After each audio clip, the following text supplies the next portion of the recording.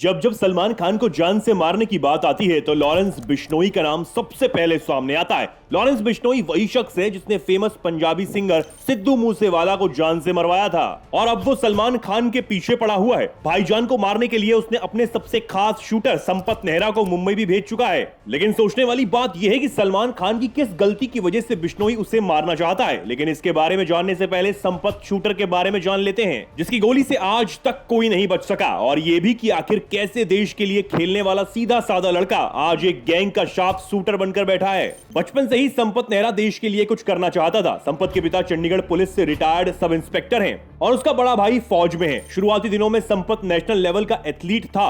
वो कोई average athlete नहीं था, उसने नेशनल लेवल पर सिल्वर मेडल भी जीता है। अब सवाल ये आता है कि आखिर इतना होनहार लड़का जिसके पिता और भाई दोनों ही देश की सेवा करते हैं और लड़का खुद ही देश की सेवा करना चाहता था, वो कैसे लॉरेंस जैसे गैंगस्टर के साथ आ गया और देखते ही देखते वो लॉरेंस का राइट हैंड भी बन गया। असल में संपत चंडीगढ़ के उसी कॉलेज में पढ़ता था जिसमें लॉरेंस बिश्नोई पढ़ता था और वहीं पर दोनों की मुलाकात हुई। मीडिया रिपोर्ट्स ये बताती है कि लॉरेंस ने छात्र राजनीति में अपनी पैठ जमाने के लिए संपत के नेशनल लेवल के खिलाड़ी होने का फायदा उठाया। उसने पहले उससे दोस्ती की और फिर उसका ब्रेन वॉश करके राजनीति और उसके बाद जुर्म की दुनिया में उसे धकेल दिया। लॉरेंस ने संपत का ब्रेन वॉश कुछ इस तरह से किया था कि वो फिर कभी जुर्म की दुनिया से बाहर ही नहीं निकल पाया और उसके अंदर का एथलीट धीरे धीरे एक खूंखार कातिल में बदल गया। लॉरेंस के एक इशारे पर संपत कुछ भी कर गुजरने को तैयार रहता है। मीडिया रिपोर्ट्स ये कहती हैं कि संपत अपने कॉलेज के दिनों में एक छात्र नेता चुनाव से भी खड़ा हुआ था और उसने पढ़ाई लिखाई और खेल कूद छोड़कर आपराधिक वारदातों को अंजाम देना शुरू कर दिया था। पुलिस रिकॉर्ड्स की माने तो 2016 में पहली बार संपत नेहरा को कार लूटने के एक मामले में गिरफ्तार किया गया था और जून 2017 में वो पुलिसकर्मी की आंख में मिर्च डालकर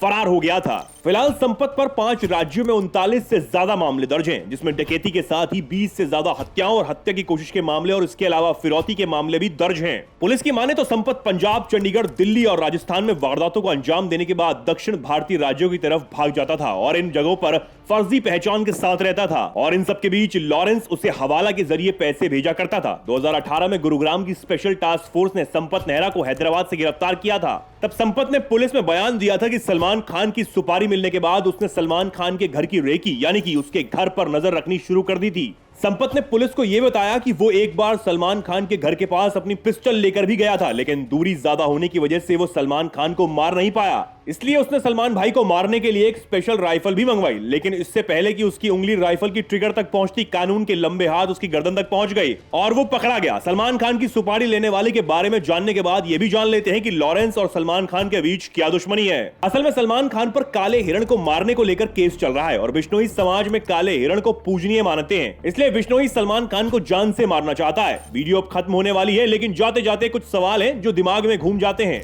सबसे पहले तो यही कि अभी तक अदालत में हिरण वाला केस चल रहा है। फिलहाल सलमान खान दोषी साबित नहीं हुए हैं और अगर मान भी लिया जाए कि सलमान खान दोषी साबित होते भी हैं, तो क्या कानून को साइड में रखकर लॉरेंस या सलमान खान को जान से मरवाने की सुपारी देना कितना सही है? और दूसरा सवाल ये कि लॉरेंस ने जब सलमान खान की सुपारी दी तो उस समय वो जेल में था, तो क्या हमारी जेल व्यवस्था इतनी लाचार हो गई कि वो एक मामूली से गैंग के एक लड़के को संभाल नहीं पा रही है? आप इन सवालों को लेकर क्या सोचते हैं? हमें कमेंट करके जरूर बताइए।